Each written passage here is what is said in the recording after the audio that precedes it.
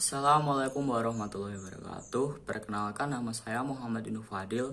Saya absen 24 kelas 11 MIPA 1 dari SMA Negeri 1 Gemolong. Dan di sini saya akan menjelaskan tentang epidermis pada tumbuhan. Yang pertama, saya akan menjelaskan tentang apa itu epidermis. Epidermis merupakan lapisan jaringan paling luar pada tanaman yang memiliki fungsi sebagai pelindung atau penutup dari semua organ. Epidermis umumnya terdiri dari lapisan tunggal sel parenkim yang dihasilkan rapi tanpa ruang interseluler.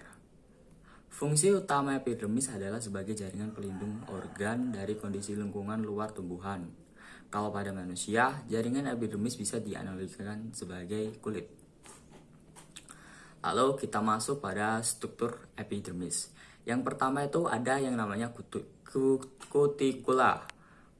Kutikula itu biasanya terdapat pada lapisan paling luar epidermis. Kutikula tumbuhan adalah lapisan pelindung pada seluruh sistem tajuk atau bagian tumbuhan yang berada di atas tanah, yang berfungsi untuk memperlambat kehilangan air dari daun, batang, bunga, buah, dan biji. Tanpa lapisan pelindung ini, transpirasi atau hilangnya uap air melalui permukaan tumbuhan berlangsung sangat cepat, sehingga tumbuhan akan mati. Lalu ada yang namanya epidermis atas dan epidermis bawah. Epidermis atas pada daun atau epidermis pada daun utamanya berfungsi untuk melindungi jaringan di bawahnya, misalnya melindungi palisade atau jaringan tian dari ancaman hama pemakan tumbuhan seperti kutu, daun, atau ulat, serta panas yang terlalu tinggi dari matahari. Sedangkan untuk epidermis bawah berfungsi untuk melindungi jaringan daun di atasnya, misalnya jaringan parenkim spons.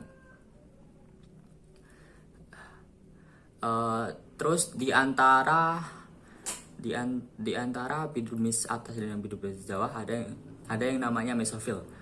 Jaringan mesofil adalah jaringan yang tersusun dari sel-sel parenkim atau jaringan dasar yang berfungsi sebagai pengisi antara jaringan lain. Terus ada yang namanya parenkim. Yang pertama ada yang namanya parenkim palisade atau jaringan di dalam daun yang memiliki bentuk sel memanjang, susunannya rapat, tidak memiliki banyak klorofil. Terus ada yang namanya parenkim parenkim spon. Parenkim spon adalah jaringan di dalam daun yang memiliki bentuk sel yang tidak beraturan. Susunannya lebih renggang dan memiliki klorofil lebih sedikit dari parenkim palisade. Fungsi dari parenkim palisade dan parenkim spon adalah untuk proses fotosintesis. Tapi yang lebih berperan adalah parenkim palisade karena mempunyai klorofil yang lebih banyak. Oke, terus pada gambar ini terdapat yang namanya berkas pembuluh. Berkas pembuluh itu adalah ikatan pembuluh yang dibentuk oleh xilem dan floem. Terus ada juga yang namanya stomata.